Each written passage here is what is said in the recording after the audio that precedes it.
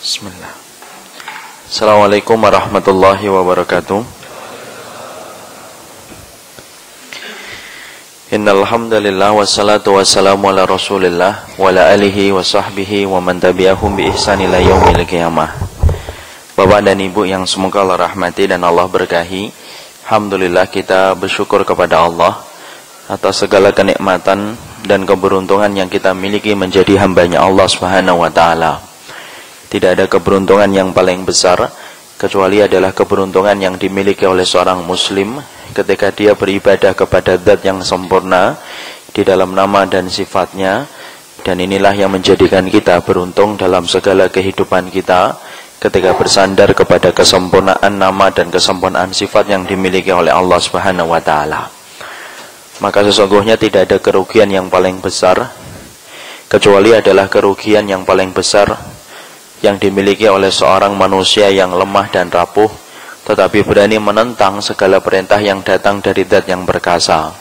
Karena selama-lamanya kita tidak akan pernah menang di hadapan Allah, dan tidak ada tempat bagi orang yang menentang Allah kecuali adalah kehinaan di dunia dan kehinaan pula kelak di akhirat.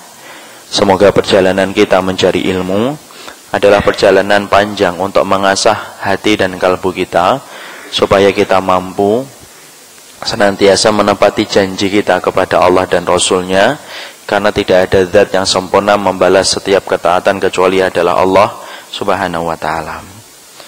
Jamaah yang semoga Allah rahmati dan Allah berkahi, rencananya hari ini kita membahas kitab Al-Masail Al-Jahiliyah. Tetapi karena sudah lama kita mengkaji setiap 2 pekan sekali, khusus untuk kesempatan kali ini kita akan membahas tema yang lain, menjadi tasliyah, menjadi refreshing, supaya meninggalkan kebosanan apabila kita mengkaji satu kitab secara terus-menerus. Para ahlul ilmi menjelaskan bolehnya bagi kita apabila mengkaji kitab sesekali meninggalkan kitab, supaya kita mempunyai refreshing, mempunyai sikap yang agak lebih nyaman, supaya ketika hilang rasa bosan kita, nanti kita kembali lagi kepada kajian kitab lagi. Dan insya Allah 2 pekan lagi kita akan kembali kepada kajian kitab.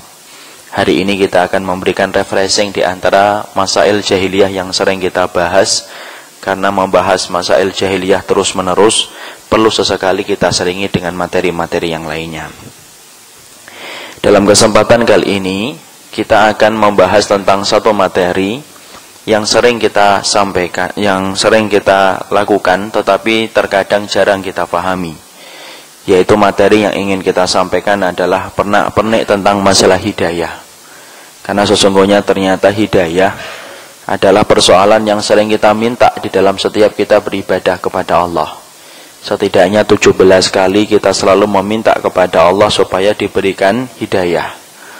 Karena setiap kita sholat selalu tidak pernah lepas untuk membaca surat Al-Fatihah, dan selalu melewati ayat yang ke-6 di dalam surat Al-Fatihah, Ihdinas siratal mustaqim, di mana artinya adalah ya Allah berikanlah kami petunjuk. Dan itu merupakan permintaan untuk mendapatkan hidayah, sehingga kalau kita perhatikan 17 kali diri kita itu meminta kepada Allah supaya kita diberikan hidayah. Tidak ada doa yang paling penting kecuali salah satunya adalah doa meminta hidayah.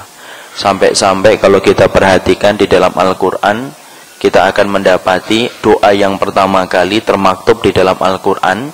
Kalau kita mengurutkan dari surat Al-Fatihah hingga surat An-Nas, maka doa itu adalah doa meminta hidayah.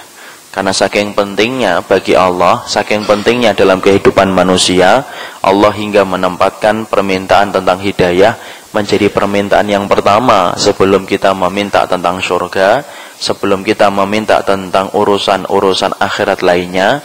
Allah tempatkan ayat yang ke-6 di dalam surat Al-Fatihah memberikan faedah kepada kita. Hidayah itu bukan perkara yang remeh, bukan perkara yang temeh, bukan perkara yang kecil. Sehingga kemudian kita harus paham bagaimana kita memahami tentang masalah hidayah. Ada 8 poin yang ingin kita sampaikan segala sesuatu yang berkaitan tentang hidayah, supaya kita betul-betul paham dan supaya kita betul-betul ngerti Kenapa pentingnya bagi kita sampai kita meminta kepada Allah 17 kali di dalam satu hari meminta hidayah. Yang pertama kita bahas dulu pengertian hidayah itu apa. Karena sering sekali kita mendengar kata berseliweran dalam kehidupan telinga kita, tapi terkadang kita tidak paham makna dari kata yang kita dengarkan setiap waktunya. Kita sering mendengar kata takwa, kadang-kadang tidak paham artinya takwa itu apa. Kita sering mendengar kata barokah, tapi terkadang juga kita tidak mengetahui maknanya. Sama, kita ini harus mengetahui dulu maknanya hidayah itu apa, karena mengetahui tentang makna dapat membentuk sikap yang benar ketika menyikapi makna tersebut. Hidayah itu secara bahasa adalah petunjuk kepada sesuatu yang sifatnya abstrak, tidak kasat mata. Contohnya, seperti seseorang yang gagal di dalam merintis bisnis. Dia mendatangi kepada orang yang sukses di dalam bisnis. Kemudian dia berkata, tolong tunjukkan kepada saya tipsnya, supaya saya mendapatkan petunjuk merintis bisnis yang sukses. Lalu kemudian sang pebisnis sukses memberikan petunjuk bagaimana merintis bisnis supaya menjadi sukses. Maka itu dapat secara bahasa disebut dengan kata hidayah. Dia memberikan petunjuk bagaimana bisnis yang dia rintis menjadi berhasil ketika dikasih petunjuk sama pebisnis yang sukses. Itu secara bahasa, menunjukkan kepada sesuatu yang sifatnya abstrak, tidak kasat mata. Bahkan itu juga disebut juga dalam perkara-perkara yang buruk. Seperti seorang maling ketika dia berkata kepada maling yang senior, gimana sih caranya supaya maling sukses tanpa diketahui oleh sahibul bait? Kasih dong kami hidayah. Maka kemudian kasih dong kami petunjuk. Maka kemudian dikasih petunjuk sama maling yang lebih senior. Nih loh petunjuknya, kalau kemudian kamu pengen maling sukses, ya, tunggu sampai tidur. Jangan kemudian lagi batuk-batuk kamu datang, ya. Makanya biasanya yang batuk-batuk jarang kemalingan, ya. Jadi bagi yang rokok yang masih batuk-batuk, itu jarang kemalingan biasanya. Karena kemudian ternyata di situ bisa disebut dengan kata sukses secara makna bahasa. Adapun makna secara istilah yang tidak bisa dipakai dalam perkara yang buruk. Secara makna istilah yang dinamakan dengan hidayah adalah petunjuk kepada perkara yang Allah cintai dan Allah ridhoi. Maka itu disebut dengan hidayah. Jadi kalau kita mendapatkan petunjuk kepada perkara yang Allah cintai dan Allah ridhoi, itulah namanya hidayah. Bapak mendapatkan petunjuk bagaimana cara berpakaian yang syar'i, namanya saya mendapatkan hidayah dalam masalah pakaian. Akhirnya Bapak sudah bisa membedakan kapan berpakaian yang syar'i dan kapan berpakaian yang tidak syar'i. Ibu sudah mengetahui bagaimana mendapatkan petunjuk berpakaian menutup aurat yang benar. Karena tidak semua orang menutup aurat itu syar'i. Ada yang menutup aurat secara syar'i, ada yang menutup aurat tidak syar'i. Dia sudah mendapatkan ilmu, dia berkata, saya sudah mendapatkan petunjuk bagaimana berpakaian yang sesuai dengan kaidah syar'i. Sebagaimana kalau ada seorang bapak-bapak, ketika dia mencari pekerjaan, terhindar dari segala macam yang syubhat dan haram, dia berkata, saya telah mendapatkan hidayah di dalam masalah ma'isyah, penghidupan. Disitulah kita mengerti, itulah yang dimaksud dengan arti hidayah. Secara bahasa, dia petunjuk kepada sesuatu yang sifatnya abstrak. Secara istilah, yaitu petunjuk kepada perkara apapun yang dicintai oleh Allah dan diridhai oleh Allah. Ini yang pertama.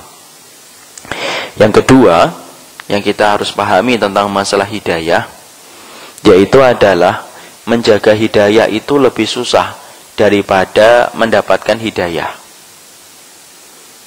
Jadi mendapatkan hidayah itu lebih mudah daripada kemudian kita menjaga hidayah. Karena ada sebuah pemikiran yang kurang benar, bahwasanya kalau orang itu sudah mendapatkan hidayah, berarti selama-lamanya hidayah itu akan nempel kepada hati dan kalbunya. Salah. Karena apa? Karena ternyata orang yang mendapatkan hidayah, belum tentu hidayah itu akan menempel pada hatinya dan kalbunya sampai dia meninggal dunia. Belum tentu. Dan ingat, ternyata terkadang kita mendapati banyak kisah nyata, orang itu mendapatkan hidayah dari sesuatu yang terkadang sifatnya itu remeh dan sifatnya itu temeh. Ya, tetapi yang paling berat itu bukan ketika mendapatkan, tetapi yang paling berat itu adalah menjaganya. Kadang-kadang kita dapati, dengarkanlah kisah-kisah nyata orang itu masuk Islam. Kadang-kadang kalau kita dengarkan kisah mereka itu terkadang, Masya Allah cuma gitu ya bisa masuk Islam. Ya, kita ambilkan contoh-contoh nyata. Saya pernah mendapati ada orang yang masuk Islam dari salah satu guru Katolik di sekolah yang cukup terkenal di Jakarta. Itu kemudian ketika kita tanya, ketika akan masuk Islam ke masjid, maka kita tanya standarnya untuk memastikan betul apa motivasinya ketika masuk Islam. Ketika kita tanya, kenapa ibu masuk Islam? Beliau berkata, karena saya pertama kali tertarik untuk masuk ke dalam Islam disebabkan saya ini bermimpi ya Ustaz. Mimpinya apa? Mimpinya saya disuruh wudhu di dalam mimpi saya. Kemudian saya tolak karena saya tahu tidak ada yang memiliki syariat wudhu kecuali Islam. Bangun, saya kira pertama kali ketika muncul mimpi tersebut hanyalah bunga tidur yang akan hilang dengan berlalunya hari. Kemudian beberapa hari kemudian saya bermimpi kembali, berwudu kembali, disuruh untuk berwudu. Kembali saya tolak. Saya kemudian bermimpi lagi, saya kemudian disuruh wudu lagi. Sampai dalam kondisi beliau saat itu berkata takut untuk tidur. Kenapa takut untuk tidur? Karena dia khawatir akan bermimpi untuk berwudu. Masya Allah. Jadi kemudian akhirnya ketika dia mencoba untuk memusuhi wudu yang dia lihat di dalam mimpinya, justru semakin penasaran.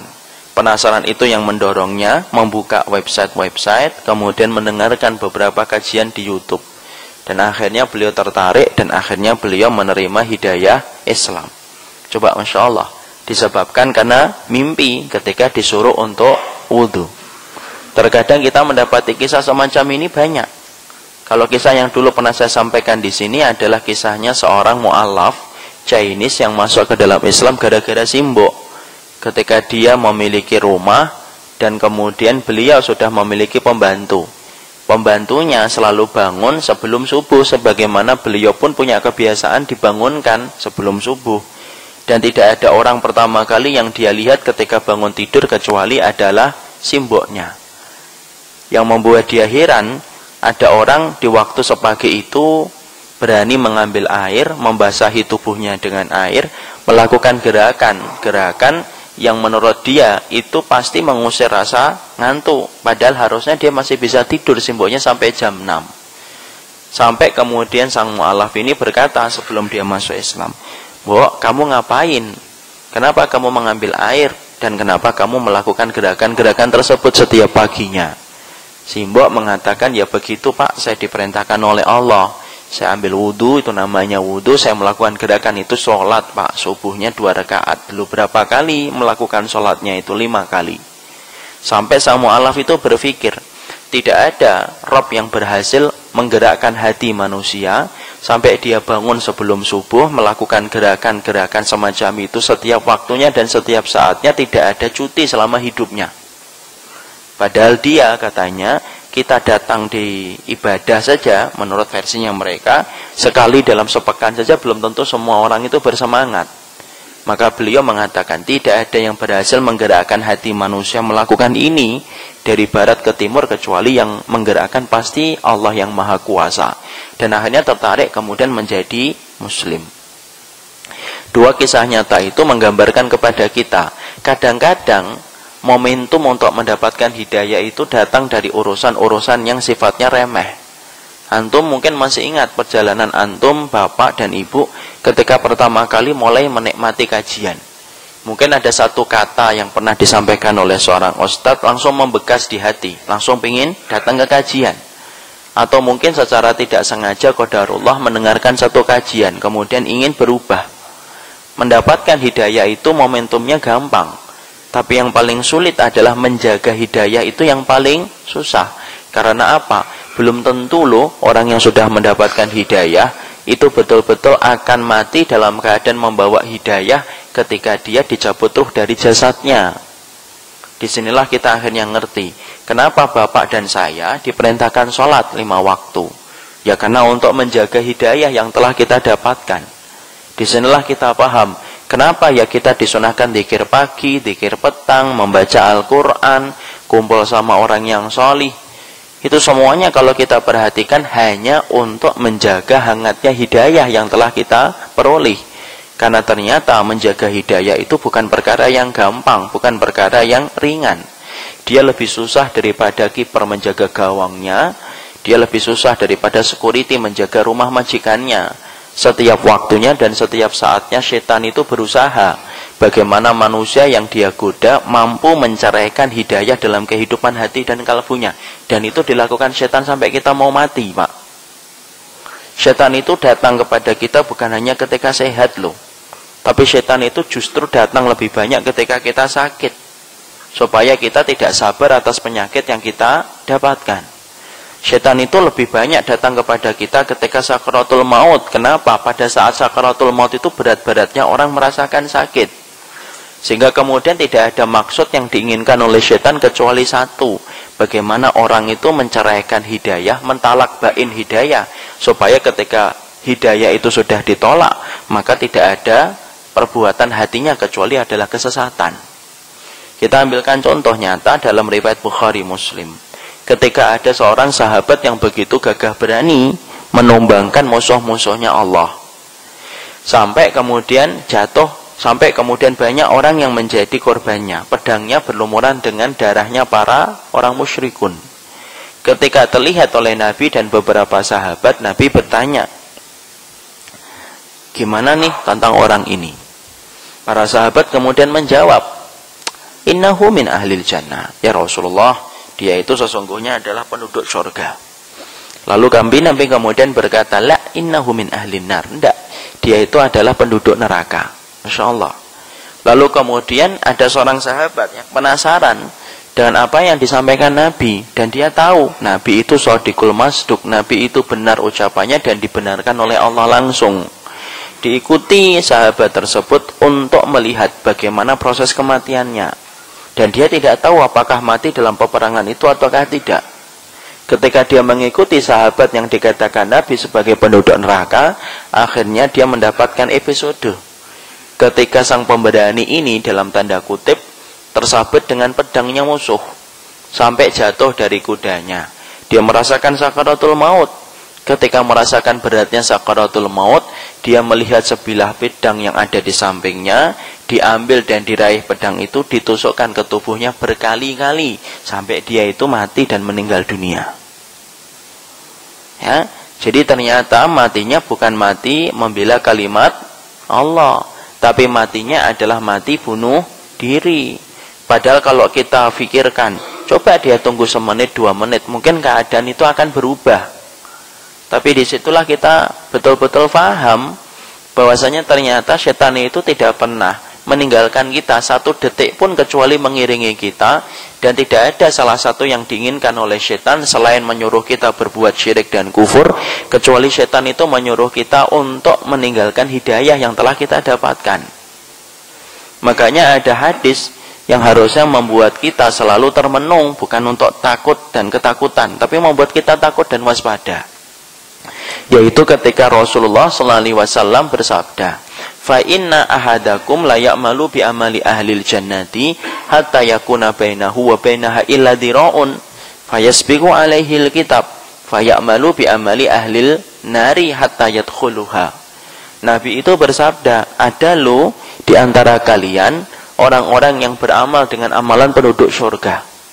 Lu, saking banyaknya amalan penduduk surga yang dia kerjakan, sampai-sampai antara dirinya dengan surga tinggal sejengkal. Dira'un, sejengkal Pak. Sejengkal itu amalan apa sih? Subhanallah, tok itu sudah masuk surga insya Allah. Sejengkal kok. Lawang bapak tadi dan saya melaksanakan 2 rakaat sebelum subuh aja lebih baik daripada apa? Dunia dan seisinya. Lu berapa kali jengkalan tanah kalau dipakai untuk muterin dunia dan seisinya. Artinya tinggal sedikit saja, tinggal seujung kuku amal itu sebenarnya sudah bisa masuk surga.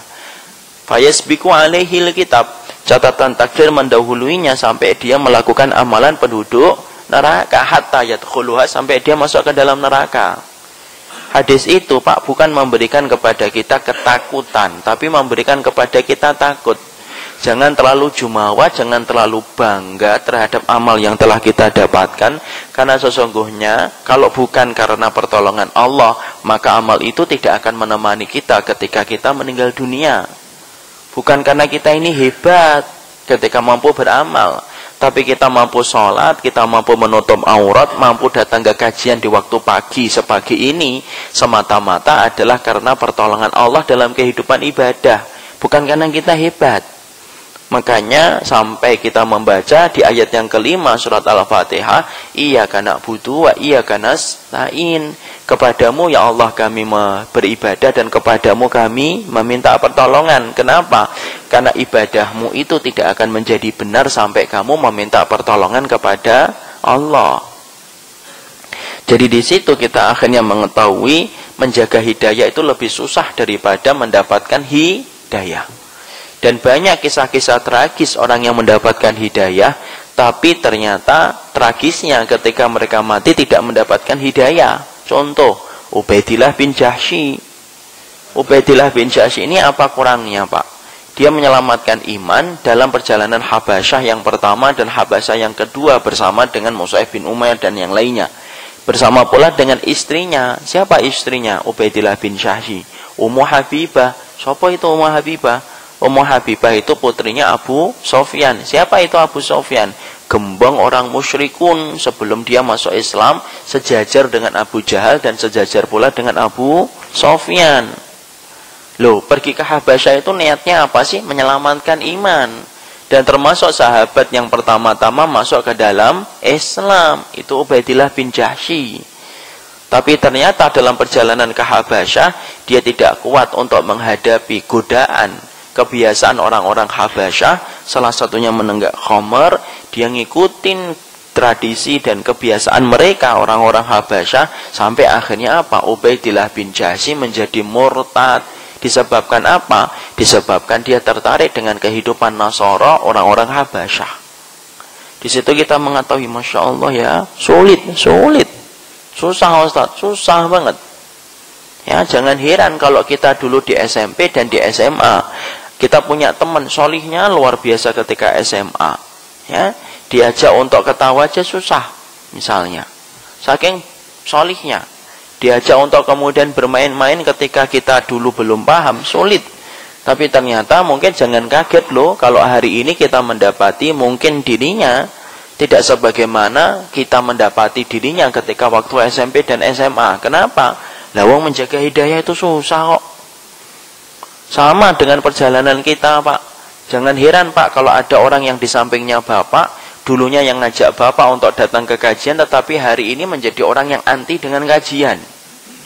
Jangan kemudian kita heran kalau kita mendapati ada orang yang sudah berhijab, tiba-tiba dia melepaskan hijabnya, melepaskan cadarnya dan berpakaian biasa untuk memperlihatkan auratnya, padahal dulunya berhijab syar'i dan berniqab syar'i. Kenapa? Itulah hidayah.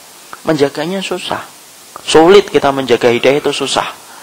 Makanya perjalanan kita terus nyari ilmu itu ya salah satunya untuk menjaga hidayah dan hangatnya hidayah.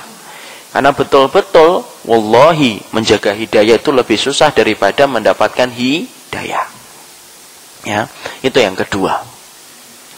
Yang ketiga, poin yang ketiga yang kita harus paham tentang pernak-perniknya hidayah. Yang ketiga, hidayah itu dibutuhkan oleh setiap orang. Hidayah itu dibutuhkan oleh setiap orang, tidak terkecuali. Sebagaimana butuhnya kita kepada air. Kalau kita ini kalau butuh kepada air kan semuanya butuh hidayah. Semua butuh air kan. Bapak ganteng, bapak tidak ganteng, bapak butuh air. Bapak kaya, bapak tidak kaya, butuh air.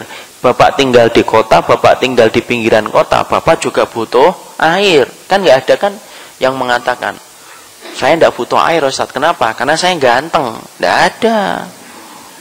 Memang kalau kamu ganteng tidak minum. Nah saya minum ah.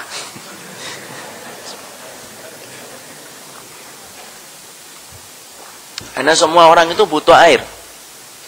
Semua orang itu butuh air. Sama ketika semua orang itu butuh air, semua orang juga butuh hidayah. Makanya perhatikan, ayat yang ke-6 di dalam surat Al-Fatihah, maka sesungguhnya ayat itu dibaca oleh setiap orang, tidak terkecuali Nabi membaca ihdinas siratal mustaqim, Abu Bakar membaca ihdinas siratal mustaqim, bapak dan saya juga membaca ihdinas siratal mustaqim, walaupun iman kita tidak sebagaimana Abu Bakar. Tapi kenapa kok sama-sama membaca ihdinas siratal mustaqim itu minimal 17 kali dalam sehari? Karena sesungguhnya hidayah itu dibutuhkan oleh setiap orang, tidak terkecuali, karena hidayah itu sebagaimana kita membutuhkan air. Makanya sampai-sampai Imam Ibnu Qayyim menjelaskan, ya, apa yang dijelaskan oleh Imam Ibnu Qayyim? Ada 5 kondisi untuk menjelaskan bahwasanya setiap orang itu apapun kondisinya itu butuh hidayah. Apa 5 kondisi yang dijelaskan oleh beliau untuk menyampaikan kepada kita, semua orang itu butuh hidayah apapun keadaannya. Nah, beliau menyebutkan ada 5 kondisi. Apapun kondisimu, di antara 5 ini pasti kamu butuh hidayah. Nah, beliau menjelaskan apa itu 5 kondisi tersebut. Yang pertama, orang yang jahil. Orang yang jahil itu butuh hidayah atau tidak? Ya butuh hidayah, mungkin dia bodoh kok. Dia butuh hidayah supaya kemudian ketika dia mendapatkan hidayah, dia mendapatkan ilmu. Dan ketika dia mendapatkan ilmu, maka dia beramal dengan apa yang dia ketahui tentang Allah dan Rasulnya. Makanya orang yang jahil butuh hidayah. Orang yang bodoh itu butuh hidayah. Dan artinya hidayah itu apa? Ilmu dan amal yang menggerakkan dia bisa beramal dengan apa yang Allah ridhoi dan apa yang Allah cintai. Orang yang bodoh, maklumlah kita, orang yang bodoh itu butuh hidayah. Ada yang kedua. Yang kedua adalah orang yang sudah mengaji, orang yang sudah menjadi thalibul ilmi. Dia butuh hidayah. Nah, mungkin kita bertanya, loh Ustadz, kita sudah ngaji kok. Hari Sabtu, Ahad, Senin, Selasa, Rabu, Kamis itu, Masya Allah, semua kajian itu lewat Ustadz sama saya. Lewat itu artinya ngaji. Bukan lewat, artinya tidak ngaji loh ya. Saya ngaji Ustadz, Masya Allah, sebelum Ustadznya datang, saya sudah datang. Loh kajiannya jam berapa? Jam 9, antum datang jam berapa? 7:30 misalnya. Saking rajinnya. Tapi kenapa? Masih butuh hidayah nggak orang kayak gitu? Ya masih butuh hidayah. Kenapa orang yang sudah ngaji menjadi thalibul ilmi masih kemudian butuh hidayah? Ya iya, kenapa? Ilmu yang dia pelajari baru separuh, seujung kuku. Adapun ilmu yang belum dia pahami itu seluas samudra. Minta sama Allah hidayah supaya ilmu kamu yang seujung kuku itu disempurnakan oleh Allah ketika kamu minta hidayah, supaya disempurnakan oleh Allah mendapatkan tambahan ilmu atas perkara yang belum kamu ketahui sebelumnya. Makanya jangan sombong dengan ilmu kita. Ilmu kita itu baru seujung kuku. Janganlah kita ngaji sekali 2 kali sudah menjadi sombong dengan apa yang kita pelajari, apalagi ustadznya baru 1 dan 2. Loh, para ulama dulu tuh ulamanya sampai 100 lebih kok. Kenapa kita harus berusaha kayak gitu? Karena proses belajar itu kalau berhenti itu kayak air yang berhenti, busuk. Jadinya busuk. Air itu kalau ngalir kan nggak busuk. Air itu kalau berhenti dia busuk. Sama proses belajar pun gitu. Dan kita minta hidayah, justru orang yang nyari ilmu itu yang lebih membutuhkan hidayah daripada orang yang bodoh. Kenapa? Yaitu kondisi yang pertama, dia membutuhkan hidayah supaya banyak ilmu yang dia belum ketahui itu betul-betul disempurnakan oleh Allah ketika dia faham ilmunya, dan ketika Allah memberikan pertolongan atas ilmu yang dia belum pelajari. Itulah butuhnya hidayah. Masih banyak nggak ilmu dan sunnah yang belum kita pahami? Masih banyak. Masih banyak nggak ilmu dan akidah yang belum kita mengerti? Masih banyak banget. Kadang-kadang sudah dijelaskan sama seseorang, masih tidak paham aja. Tadi apa ya maksudnya Ustaz tuh ngomong apa ya? Tidak paham. Keluar-keluar pulang sambil sarapan merenung, kok tidak paham yang dia omongin Ustaz ya. Dan kita meminta kepada Allah hidayah supaya apa? Hal-hal yang tidak kita pahami itu dibenerin. Itu dibenerin. Dan banyak sekali ilmu kita yang belum kita dapatkan. Kita ambilkan contoh. Dialog untuk membuktikan bahwasanya terkadang kita masih banyak yang belum paham. Imam Abu Hanifah. Imam Abu Hanifah kan tidak ngerti kan hadis tentang masalah wanita yang haram untuk menikah kecuali dengan wali. Kalau Imam Abu Hanifah mustahid, salahnya dapat 1, benarnya dapat 2. Tapi Imam Abu Hanifah tidak tahu loh, kalau ternyata bahwasanya wanita itu tidak sah nikahnya kecuali disertai dengan wali. Hadis yang sering kita hafalkan bahwasanya tidak sah pernikahan seorang wanita apabila tanpa dihadiri dengan wali. Hadis ini tidak sampai kepada Imam Abu Hanifah. Hadis ini tidak sampai kepada Imam Abu Hanifah. Kenapa? Karena Imam Abu Hanifah berpendapat seorang wanita boleh menikah tanpa wali apabila dia sudah dewasa. Nah, kalau Imam Abu Hanifah saja tidak mengetahui satu hadis, karena beliau memang manusia biasa yang tidak maksum sebagaimana Nabi, apalagi kita, dan banyak sekali ilmu yang belum kita pelajari. Ingat Pak, kesempurnaan itu telah wafat dengan wafatnya Nabi. Kemaksuman itu telah pergi bersama dengan perginya Rasul. Makanya Masya Allah, ketika tidak ada lagi yang sempurna dan tidak ada lagi yang maksum ketika sudah meninggalnya Nabi, ayo kita belajar terus. Supaya kita minta hidayah ketika kita sudah ngaji, supaya menyempurnakan ilmu kita yang separuh yang belum kita ketahui. Ada lagi percakapan nih. Ada percakapan yang diabadikan, ditulis oleh Imam Al-Qurtubi dalam kitabnya At-Tadhkirah li ahwalil mauta wa umuril akhirah. Ada percakapan yang pertama Alim Al-Kindi rahimahullah, yang kedua Abul Abbas Al-Ghifari. Mereka berdua di atas loteng rumahnya. Ngobrol-ngobrol dan mereka mendapati banyak wabah yang tersebar di masyarakat saat itu, banyak orang yang meninggal dengan wabah tersebut. Ya. Maka kemudian Alim Al-Kindi itu kemudian mendapati Abul Abbas Al-Ghifari berkata, "Ya Allah, timpakanlah saya kematian." Alim Al-Kindi ketika mendapati itu kan langsung kaget ya. Dia berkata kepada Abul Abbas Al-Ghifari, "Jangan minta mati. Tak boleh minta mati. Haram. Karena sesungguhnya Rasulullah SAW melarang." Beliau lalu menyebutkan hadisnya dari riwayat Bukhari dan Muslim, la yatamayyanna ahadakumul mauta lidurrin nazala bihi. Jangan minta mati ya, disebabkan karena musibah yang kalian dapatkan. Wa in kana labudda minhu fa'ilan. Kalau memang terpaksa ingin minta mati, katakanlah cukup dengan semacam ini. Kalau memang mati adalah baik untukku, matikanlah aku. Jika memang hidup adalah baik untukku, hidupkanlah aku. Jangan minta mati. Itu perkataan Alim Al-Kindi rahimahullah. Tapi ternyata perkataan ini didengarkan oleh Abul Abbas Al-Ghifari yang tadi dikatakan jangan minta mati. Abul Abbas Al-Ghifari lalu kemudian dia berkata, menimpali, boleh minta mati dalam kondisi-kondisi tertentu. Qala Rasulullah. Nah, ditampil lagi dengan hadis lagi. Qala Rasulullah. Berkatalah Rasulullah, badiru bil mauti sitan. Kamu itu, kata Nabi, bersegeralah untuk minta mati kalau kalian itu sudah melihat 6 perkara. Yang pertama, imrata sufaha. Kamu mendapati pemimpin-pemimpin bodoh yang tidak ngerti kitabullah dan sunnah. Yang kedua, wa kasratu asyratin. Banyaknya tanda kiamat yang sudah bermunculan dalam kehidupan. Yang ketiga, bai'al hukmi, jual beli hukum. Yang keempat, istighfafan lidami, orang itu gampang untuk mengalirkan darah. Yang kelima, wa qati'atu rahimin, dan gampang untuk memutuskan tali silaturahmi. Wa nash'an yattakhidunal Qur'an mazamir yuqaddimunahu ar-rajul yughannihim bil Qur'an wa in kana aqalluhum fikhan. Di masyarakat nanti ada orang yang menyanyikan Al-Qur'an dengan alat musik. Lalu mereka memilih salah satunya untuk menyanyikan Quran itu dengan alat musik tersebut. Walaupun yang menyanyikan itu tidak ngerti tentang apa yang dia baca dari Quran itu sedikit pun. Masya Allah. Nabi itu Pak nyuruh kita mati Pak kalau kita sudah melihat 6 kondisi itu. Bergelas untuk meminta kematian. 6-6-nya sudah kelihatan atau enggak? Oh kelihatan banget. Ya, kita melihat pemimpin bodoh yang tidak menjalankan kitabullah dan sunnah. Kemudian tanda hari-hari kiamat yang sudah banyak bermunculan.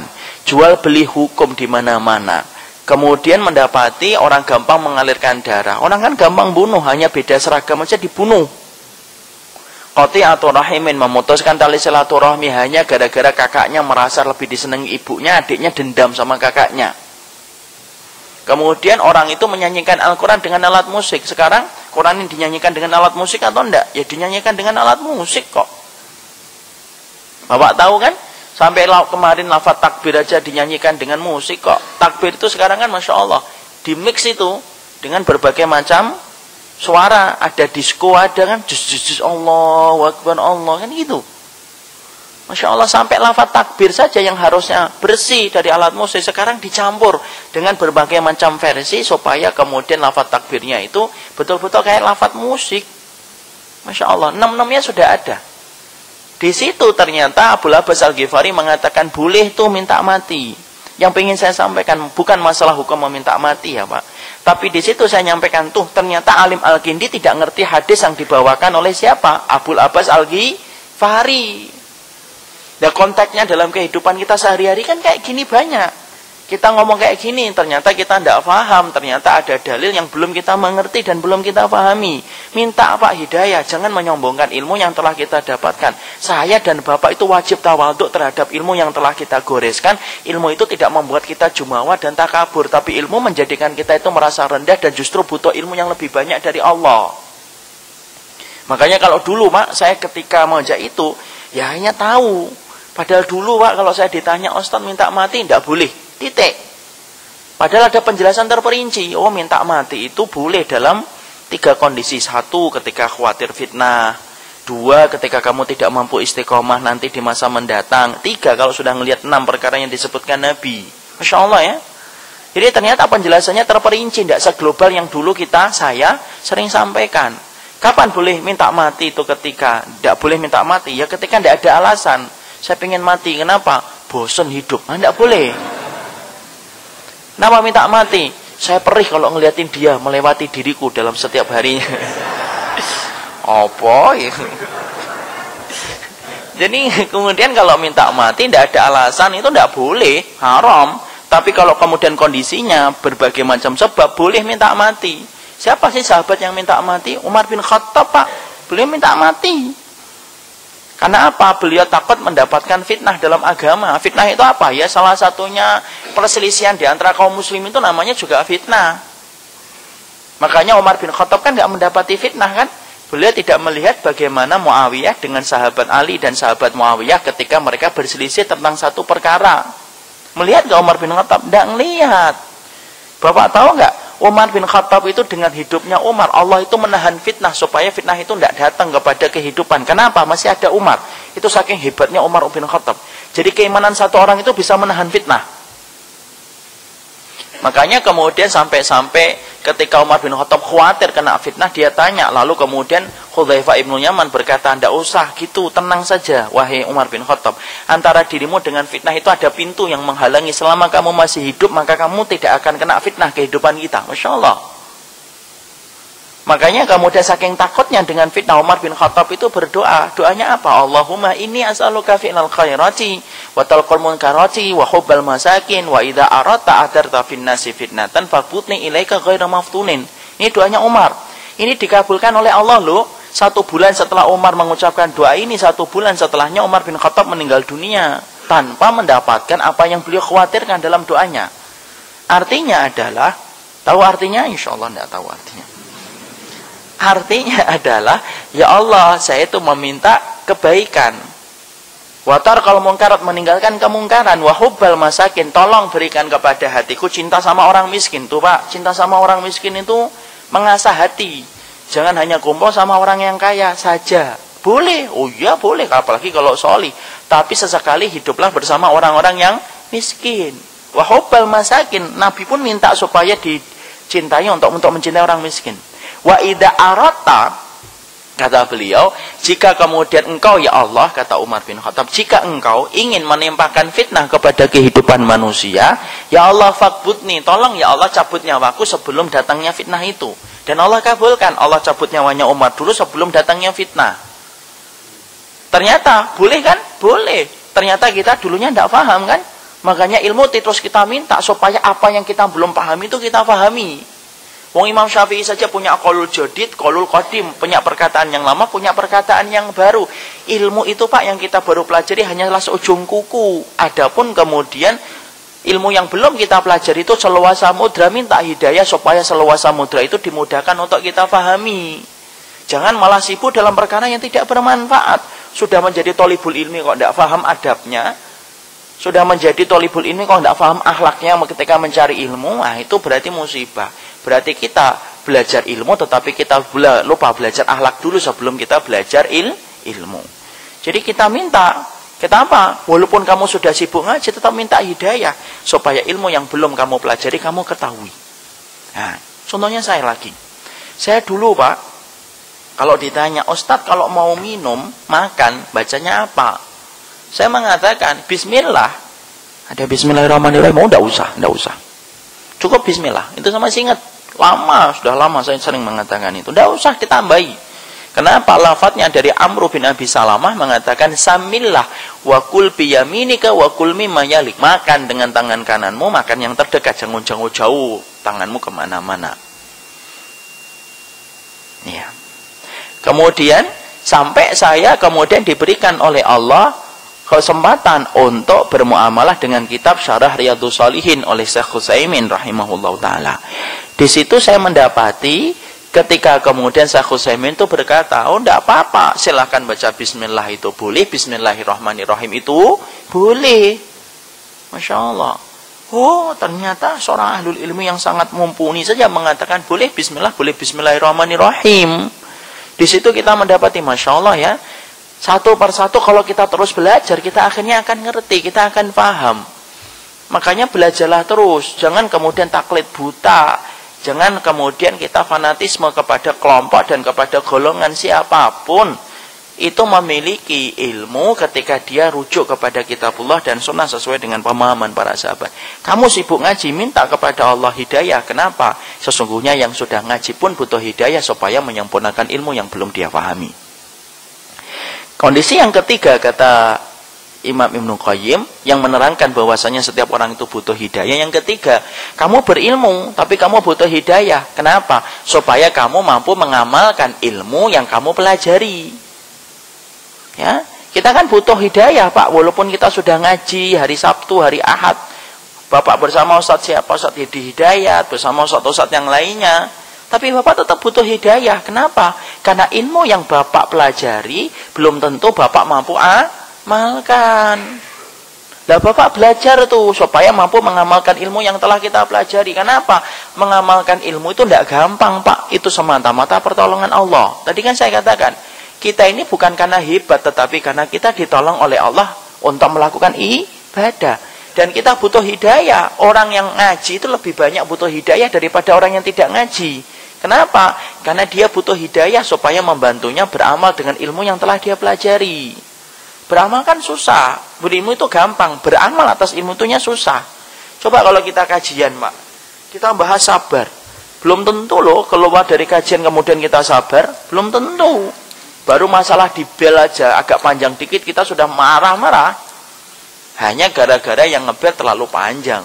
Merasa apa? Harga diri saya diinjak-injak ketika diklakson. Tidak ada hubungannya. Tapi begitulah kenyataannya. Beramal itu ternyata tidak gampang.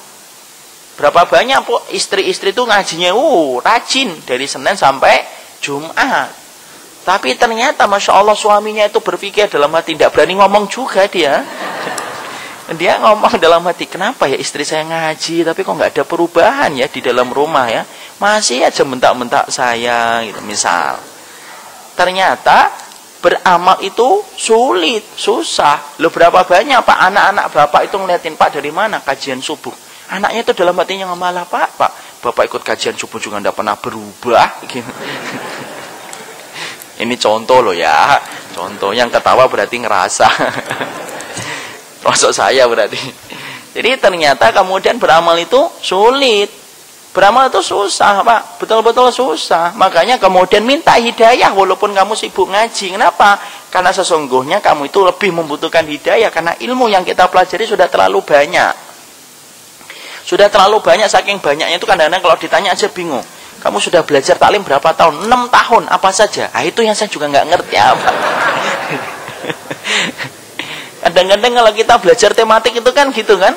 Akhirnya ditanya itu belajar apa bingung. Makanya belajar itu yang paling afdal ya pakai kitab. Sesekali ditinggalkan kitab tematik boleh. Tapi yang paling enak itu tematik. Kamu sudah belajar apa? Kitab Tauhid lewat. Halaman pertama sama halaman yang terakhir sudah. Gitu kan. Al-Masail Jahiliyah walaupun ustaznya sering udur baru separuh misalkan. Jadi enak sistematik itu. Akhirnya kita ngerti. Sama orang kayak ketika Iqra kan, Iqra itu kan enak. Saya tuh pingin punya impian. Kalau orang itu belajar agama kayak belajar Iqra itu enak, Pak. Kalau kita tanya sama anak kita kan, Iqra berapa, Nak? Iqra 6. Oh, tinggal sebentar lagi Quran. Iqra berapa? Iqra 1. Waduh, masih panjang karir yang harus kamu tempuh. Kan gitu. Cuma masalahnya kalau kita belajar agama itu karena tematik banyak, akhirnya kadang-kadang kita bingung. Apapun itu, khair lah, insya Allah tematik dan kitab itu ada kelebihan, ada kekurangannya. Walaupun saya cenderung kepada kajian kitab. Tapi di situ kita mendapati kita butuh hidayah, Pak, untuk beramal atas apa yang kita pelajari. Salah satu pelajaran itu apa yang susah? Ikhlas, sabar, muraqabah, itu susah. Ya, apalagi terkadang kita harus ngamalin. Berapa banyak, Pak, orang yang jadi walinya Allah ketika di hadapan manusia, tapi menjadi walinya setan ketika sendirian. Kenapa? Ngamalin ilmu ketika sendirian itu susah. Kalau di hadapan orang banyak jadi walinya Allah. Kalau sendirian, oh wali setan dia. Kenapa? Dia tidak sadar bahwasanya dia mengerjakan amal-amal yang dibenci oleh Allah. Walaupun dia sudah belajar, dia ngerti ini salah nih. Tapi apalah daya, kita ini rapuh berhadapan dengan syahwat. Ngikutin syahwat. Minta kepada Allah ilmu supaya kita mampu beramal atas apa yang sudah kita pelajari. Itu kondisi yang keberapa? Kondisi yang ketiga. Kondisi yang keempat sekarang. Ya, yang tadi keberapa? 3. Sekarang yang keempat. Tuh kan? Sama gurunya, beda kan nomornya. Sekarang yang keempat. Yang keempat adalah, kenapa orang itu semuanya butuh hidayah? Yang keempat, Pak, yaitu adalah sesungguhnya kita sebagai thalibul ilmi tetap butuh hidayah walaupun kamu nyari ilmu. Kenapa? Karena bisa jadi pemahaman kamu ada yang kurang benar di masa lampau.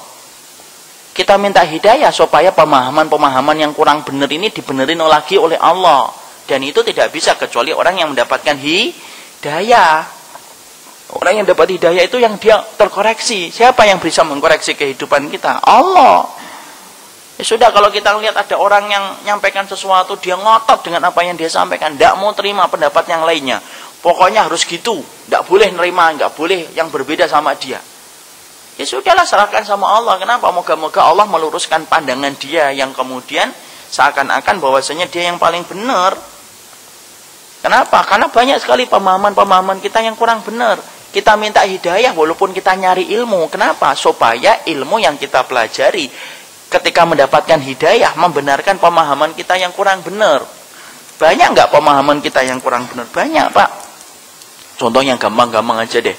Ya, Bapak tahu kan? Ketika kita disebut kata sirat. Sirat itu apa? Jalan, jembatan yang kemudian menghubungkan antara surga dengan neraka. Orang itu kalau disebut kata sirat gimana? Pasti sama dengan saya. Yaitu rambut dibelah 7. Lebih tajam daripada pedang. Nah, kan? Sama kan? Masya Allah ya. Berarti guru agama kita ini sama ikut di mana-mana. Ternyata benar atau tidak benar? Ya tidak benar. Ada nggak kemudian sirat itu dibelah 7, kemudian lebih tajam daripada pedang? Tidak ada, Pak. Ternyata kita dulu memiliki pemahaman yang kurang benar. Kita minta sama Allah nih, apa-apa sih yang kurang benar ini dibenerin lagi oleh Allah. Kenapa? Pemahaman yang benar itu penting. Siapa yang bisa menganugerahkan kepada kita sehatul faham, pemahaman yang benar? Yang mampu memberikan itu Allah. Minta sama Allah supaya kemudian dibenarkan kembali cara kita di dalam beragama sesuai dengan apa yang Allah ridhoi. Ya, sikap kemudian kita bermuamalah dengan saudara kita, gimana menyikapinya? Gimana kalau kita sesama mukmin itu sikapnya gimana? Dulu kita sering salah. Oh, ternyata ya Allah benerin saya, ya Allah, apa yang salah? Sikap menyikapi kalau ada orang yang berbeda dengan kita, gimana sih menyikapinya itu? Kadang-kadang kan kita tidak ngerti. Cara menyikapi saudara malah kayak menyikapi orang kafir. Tidak bisa lah. Cara menyikapi saudara kita ya sebagaimana petunjuk. Ternyata banyak yang salah dari kehidupan kita sebelumnya. Minta sama Allah petunjuk supaya diberikan hidayah. Dan kalau ada orang yang dulunya tidak paham, sekarang paham, itu ya jangan kemudian kita komentari macam-macam. Kenapa? Karena proses, semua itu prosesnya. Itu yang keempat. Yang kelima. Yang kelima adalah sesungguhnya orang itu butuh hidayah karena alasan yang kelima. Alasan yang kelima itu apa? Alasan yang kelima, kamu dan saya butuh hidayah walaupun kita sudah ngaji, beramal, solih. Kenapa tetap butuh hidayah? Kayak Nabi. Nabi itu kan super solih, super bertakwa, itu Nabi. Kemudian beramal, pemahamannya pasti benar, wong beliau itu rujukan di dalam dalil kok. Tapi kenapa Nabi juga minta hidayah? Karena sesungguhnya hidayah yang diminta Nabi supaya menghantarkan kita kepada husnul khatimah. Jadi kita minta hidayah kenapa? Supaya ilmu dan amal yang kita kerjakan menghantarkan kita kepada husnul khatimah dan mendapatkan surga. Oh, kita dapat surga itu semata-mata karena Allah kok. Kalau bukan karena hidayah, kita itu tidak mungkin mendapatkan surga. Nah, inilah yang menjadikan kita 5 kondisi itu membutuhkan hidayah setiap waktunya dan setiap saatnya. Kenapa kamu butuh hidayah? Kalau kamu bodoh, supaya kamu paham. Kenapa kita butuh hidayah? Kalau kamu sudah berilmu, supaya kamu sempurna ilmunya. Kalau kamu sudah berilmu, supaya kemudian mampu beramal. Kalau kamu sudah berilmu, supaya kamu mampu memiliki pemahaman yang benar. Dan supaya ketika kamu sudah beramal dan berilmu, supaya kamu mendapatkan husnul khatimah. Itulah bentuknya hidayah. Makanya hidayah tadi, hidayah itu kayak air. Semuanya orang itu membutuhkan hidayah. Semua orang itu membutuhkan air. Itu poin yang kedua. Poin yang ketiga. Ini sudah jam 6. Tidak apa-apa. Kita yang ketiga. Sekarang berapa? Yang keempat. Yang keempat sekarang. Membicarakan hidayah yang keempat kita pahami. Membicarakan hidayah yang keempat itu artinya adalah bahwasanya hidayah itu harus dijemput dan diusahakan. Jadi hidayah itu Pak tidak bisa kemudian ditunggu. Orang kemudian ditanya, sholat subuh ya di assalam. Nggak, saya belum dapat hidayah. Loh, hidayah dijadikan kambing hitam padahal hidayah tidak pernah hitam. Tidak boleh lah. Kenapa? Sesungguhnya katakan sama orang kayak gitu. Kamu itu tidak dapat hidayah, bukan tidak mendapatkan hidayah. Kamu yang tidak mau menjemput hidayah. Wong hanya untuk mendapatkan secuil nasi saja. Kita ini harus berusaha untuk mendatangi nasi itu. Kita masak, kita rubah jadi masakan yang kita makan. Loh, kalau mendapatkan nasi saja, kita sepakat harus berusaha. Masa mendapatkan hidayah kamu tidak berusaha? Hidayah itu secara sederhana ada 2 Pak. Ada hidayatul taufik, itu miliknya Allah semata. Hidayatul taufik. Hidayatul taufik itu miliknya siapa? Miliknya Allah semata. Yang bisa memberikan siapa? Allah. Kalau sudah hidayatul taufik ya memang kita harus pasrah. Sebagaimana ketika Nabi mendoakan antara Abu Jahal dengan Abu Jahal dengan Umar bin Khattab. Ya Allah, jadikanlah salah satu di antara mereka untuk memenangkan agamamu. Siapa yang diterima oleh Allah? Umar bin Khattab atau Abu Jahal? Umar bin Khattab kemudian masuk Islam. Itu namanya apa? Hidayatul taufik. Yang bisa ngasih siapa? Allah. Kalau sudah berkaitan tentang gini Pak, makanya jangan kemudian sering-sering nyalain orang dalam masalah ketika keluarganya belum mendapatkan hidayah.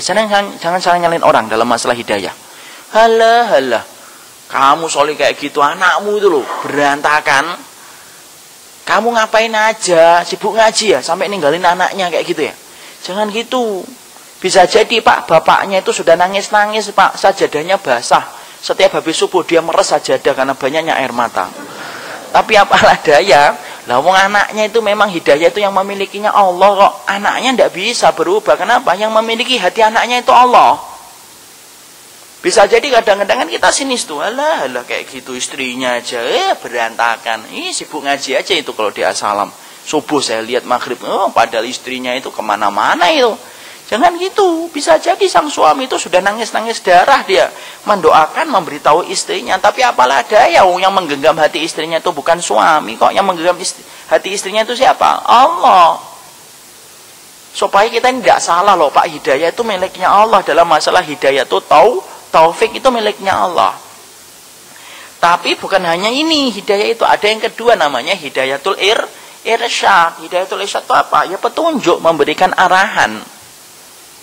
Wa innaka la tahdi ila siratim mustaqim. Kamu itu mampu memberikan hidayah kepada petunjuk jalan yang benar.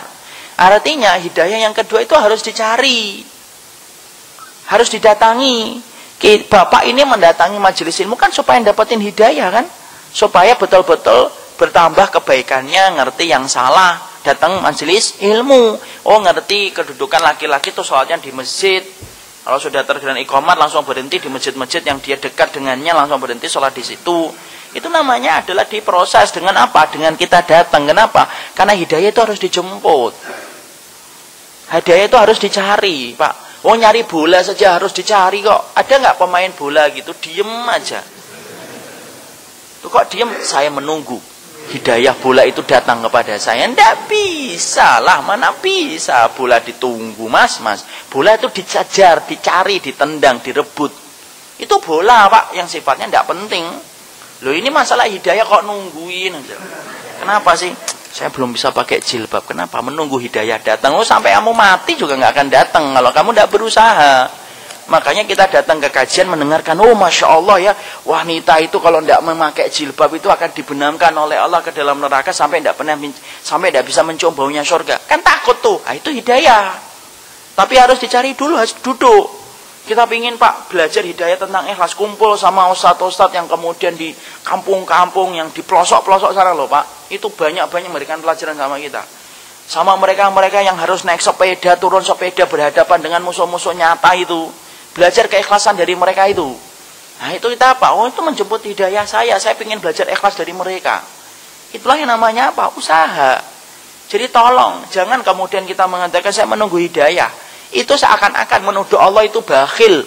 Waliyadzubillah, mustahil Allah itu bakhil. Kenapa? Saya belum dapat hidayah. Kok orang lain bisa? Ya karena dia sudah dapat hidayah. Oh berarti Allah pilih-milih dong. Padahal Allah tidak pernah bakhil memberikan hidayah. Kita diberikan modal yang sama. Ini Qur'annya, ini sunnahnya, ini orang solih, ini orang yang ngikutin kitabullah dan sunnah. Ikuti mereka, gabung sama mereka. Ini kita tidak mau. Berarti bukan kita yang dapatkan hidayah. Kamu yang menutup pintumu untuk tidak mendapatkan hidayah. Jadi tolong jangan menempatkan hidayah menjadi kambing hitam. Ya, karena apa? Hidayah itu harus dicari, diusahakan.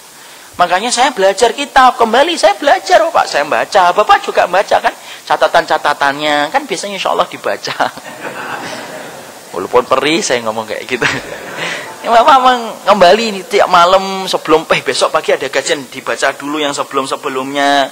Itu kan proses kita untuk menjemput hidayah. Oh ternyata ini masalah jahiliyah yang nomor 10 begini, yang nomor 9 begini. Itu prosesnya untuk menjaga hidayah. Makanya kemudian apa? Hidayah itu dicari bukan ditunggu. Itu yang keempat. Apa yang kelima, 6 dan 7 dan ke-8? Nah, sudah jam 6. Ya. Sebelum kita belajar hidayah, ada pelajaran tentang sabar.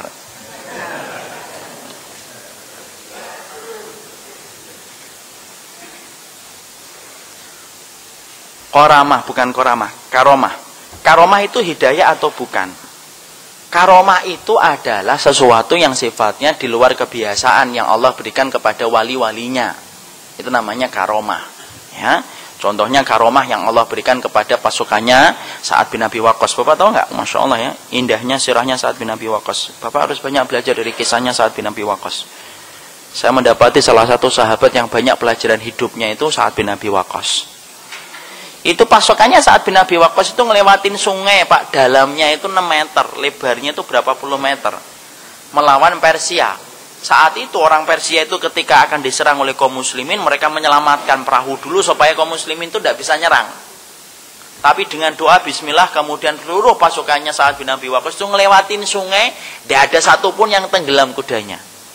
Dan mereka itu jalan di atas air. Sampai orang Persia itu berkata, ya Allah, kita ini memerangi bangsa jin. Betul. Kita itu memerangi bangsa jin. Itu salah satu baca kisahnya Sa'ad bin Abi Waqqas itu. Itu karomah itu. Sesuatu yang sifatnya di luar batas, di luar akal kebiasaan, dan kemudian terjadi kepada siapa? Orang yang taat sama Allah dan Nabi-Nya. Karomah itu mungkin nggak diberikan sama orang yang tidak taat sama Allah dan Rasulnya. Tidak bisa. Tidak puasa tiba-tiba dia dapat karomah, makanya tidak puasa. Lu sejak kapan karomah itu diberikan kepada wali seton? Karena apa? Wali seton juga bisa wali seton. Yang ngasih kekuatan siapa? Seton. Bukan Allah. Makanya kalau kemudian sampai kemudian Imam Ibnu Taimiyah berkata, kalau kamu melihat ada orang yang terbang di atas udara, mampu jalan di atas air, tapi dia tidak taat sama Allah dan Rasulnya, pastikan itu bukan walinya Allah, itu walinya setan. Dan ingat Bapak, karomah itu tidak bisa diulang-ulang. Sebagaimana mukjizat. Mukjizat itu bisa diulang-ulang atau tidak? Ya tidak bisa. Nabi Musa mengukulkan sekali, tek, lautan berubah menjadi daratan. Dipukul lagi, tek, daratan menjadi lautan kembali. Apakah setelah itu setiap Nabi Musa mengukulkan langsung jadi lautan, jadi daratan? Tidak lah. Sekali doang. Tidak bisa diulang-ulang. Ada yang berkata, dia dapat karomah, sholatnya di Masjidil Haram. Oh gitu ya. Lah terus oke percaya sekalinya. Loh maghribnya kok tidak ada lagi? Oh dia sholat lagi. Lah tidak bisa, karomah tidak bisa diulang-ulang. Apalagi sholat di Masjidil Haram, kasihan itu Garuda, tidak ada laku dia. Jadi di situ kita mendapati karomah itu betul-betul kepada walinya Allah. Nah ini ada yang bertanya, bagaimana Dimas Kanjeng ini?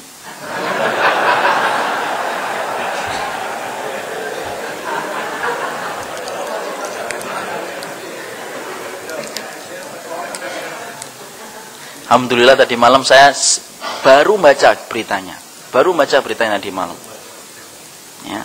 Ini kalau kemudian di malam tidak baca, saya tanya ini Dimas Kanjeng ya sopo. Jadi Dimas Kanjeng itu mendapatkan karomah. Lah kalau mendapatkan karomah itu tidak dipakai untuk membuat uang. Karomah itu bagaimana menambah keimanan kita sama Allah. Udahlah jelas kayak gini nih. Ini termasuk di antara apa? Dajjal-dajjal kecil sebelum munculnya dajjal besar. Ya. Dajjal-dajjal kecil sebelum munculnya dajjal besar itu ada mukadimahnya, Pak. Dajjal-dajjal kecil dimunculnya dulu. Bapak ingat nggak di daerah India itu? Siapa itu namanya itu? Hah? Baba ya? Iya, Baba. Yang sudah mati kan orangnya?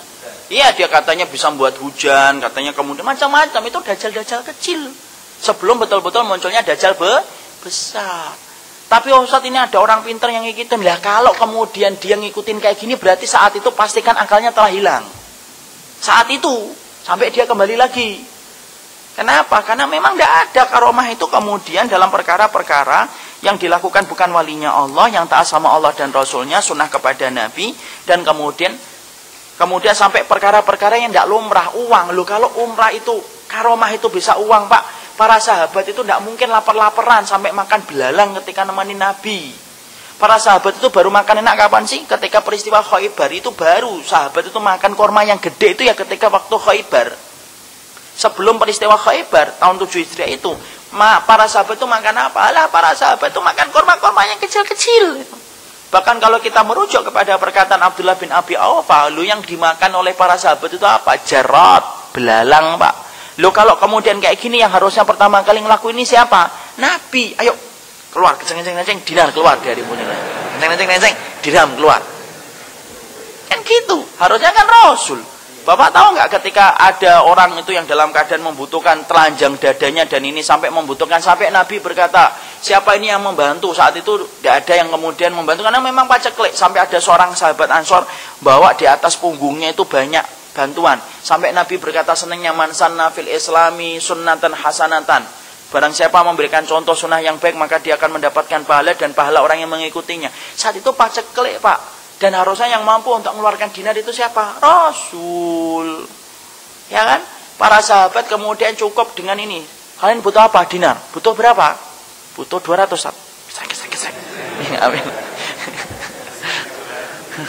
Sudahlah, gampang menjawab kayak gitu, insya Allah. Kenapa? Kalau memang ada, itu yang pasti melakukannya adalah Rasul. Dan karomah itu sifatnya adalah dalam urusan-urusan yang menambah iman. Ya, bukan masalah uang. Dan kemudian dia itu tidak bisa ngulang-ulang. Lah sekarang saya tanya ini, ketika di kantor polisi katanya, dia tidak bisa lagi. Katanya apa? Hilang ketika ditangkap. Lah, emang ada bisa hilang kayak gitu kan? Tidak bisa. Oh ternyata ada saklarnya, Pak. Ada on off itu berarti. Ya tidak bisa lah, sudah jelas itu. Itu termasuk di antara dajjal-dajjal kecil. Ya kita doakan, kan lebih baik kita mendoakan. Semoga beliau mendapatkan hidayah, akidah dan sunnah. Orang kayak gitu kita doakan. Dicela juga tidak akan merubah keadaannya.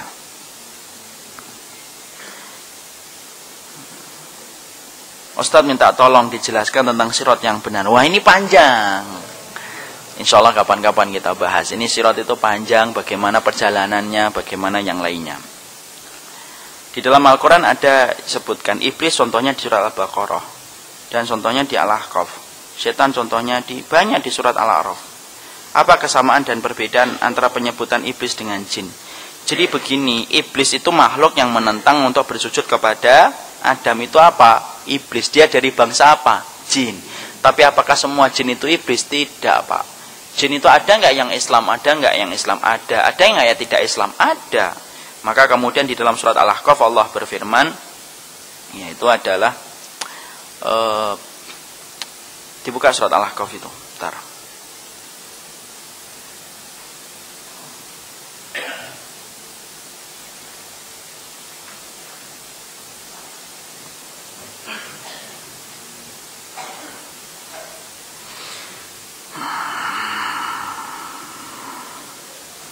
Surat ke-46. Ya. Ayatnya adalah ayat yang ke-29. Saya lupa awalnya. Wa sarafna ilaika nafaram minal jinni yastami'unal Qur'an falamma hadaruhu qalu ansitu walamma qudiya wallau ila qaumihim mundirin. Ketika kami sampaikan kepadamu wahai Muhammad tentang sekelompok jin yang mendengarkan bacaanmu, ketika mendengarkan bacaan kemudian jin-jin itu berkata, ini dengarkanlah, yaitu ansitu, diam. Falamma qudiya wallau ila qaumihim mundirin, ketika sudah selesai Nabi membacakan Al-Qur'an, mereka kembali kepada kaumnya memberikan peringatan kepada kaumnya. Di situ kita mendapati jin itu ada yang muslim, ada yang kafir, bahkan jin itu ada yang menjadi ustaz, dai dia. Qalu ya qaumana ajibu da'iyallahi wa aminu bihi yaghfir lakum min dunubikum wa yujirkum min adzabin alim. Jin itu berkata, wahai kaum kami, penuhilah panggilan Allah. Barang siapa yang memenuhi panggilan Allah itu, maka sesungguhnya dia akan mendapatkan kenikmatan, dan barang siapa yang menentang perintahnya Allah, dia akan mendapatkan siksa yang pedih. Di situ kita mendapati, Masya Allah, bahwasanya jin itu ada yang muslim, ada yang kafir. Tapi kalau iblis itu betul-betul dia kafir, yang disebutkan oleh Allah, yaitu iblis itu yang disebutkan dalam Al-Quran. Aba wastakbara, sudah membangkang dan dia sombong. Iblis itu kemudian membangun kerajaannya di atas air.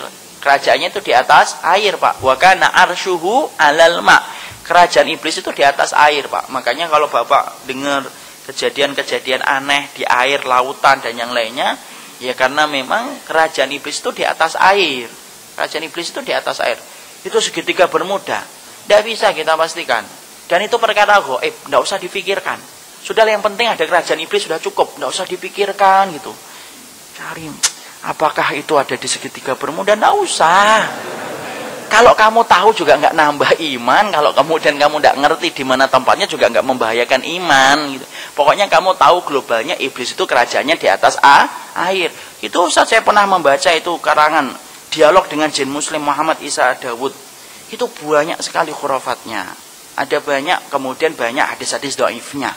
Jadi kalau sudah berkaitan tentang perkara jin itu atau perkara gaib itu cukup apa yang disampaikan oleh Allah dan Rasulnya cukup. Selebihnya tidak perlu kita tahu karena tidak penting bagi kita. Ada ilmu, Pak, yang sifatnya itu ilmu hulayan fa wajalhu layadur. Ada ilmu yang sifatnya adalah ilmu hulayan fa, kalau kamu ngerti tidak terlalu bermanfaat, wajalhu kalau kamu tidak ngerti tidak membahayakan dalam iman. Salah satunya ya kayak masalah-masalah misalkan kerajaan iblis di mana, wujudnya iblis kayak gimana, itu tidak penting. Penting kita tahu itu adalah musuh bagi kita. Seperti kemudian berkata buah yang dimakan oleh Nabi Adam itu segede berapa ya, berapa kilo ya. Warnanya merah atau kuning tidak penting. Yang penting itu buah yang dilarang oleh Allah. Jadi beda antara iblis dengan jin, beda. Iblis ada yang beriman, ada yang kafir. Jin itu ada yang beriman, ada yang kafir. Jin itu bisa mati, Pak, sebagaimana matinya kita. Dia nikah, dia punya keturunan, iya, tapi dia diberikan oleh Allah kelebihan umurnya lebih panjang daripada umur kita, 200 tahun, 300 tahun. Itu ada. Bahkan kalau kita membaca lagi tentang tafsirnya surat Al-Ahqaf ini, mereka hidup pada zaman Nabi Musa sampai Rasulullah, itu panjang banget itu, Masya Allah ya. Jadi umur mereka kemudian lebih panjang. Tapi mereka itu kemudian nabinya mereka ya nabinya kita, yaitu adalah Rasulullah Shallallahu Alaihi Wasallam. Perintahnya untuk Allah kepada mereka itu apa? Ya beribadah sama dengan kita. Makanya para jin itu mengatakan inna sami'na kitaban unzila min ba'di Musa. Kami telah mendengar sebuah kitab yang diturunkan setelah Nabi Musa. Berarti mereka juga mendengarnya dari Nabi Musa. Jin itu ada di mana-mana. Bahkan Bapak setiap waktunya itu dikelilingi oleh jin. Bahkan jin yang mendampingi kita itu siapa? Jin Qorin. Jin Qorin itu mendampingi kita. Iya, Qorin itu apa? Pendamping. Dan itu ada. Bapak baca dalam surat Al-Falaq, An-Nas. Itu Qorin itu ada setiap waktunya. Dan Qorin itu, kalau dia muslim menyuruh kita kepada ketaatan, kalau kemudian dia kafir, maka dia menyuruh kita kepada perkara keburukan. Nabi punya Qorin atau tidak, Ustaz?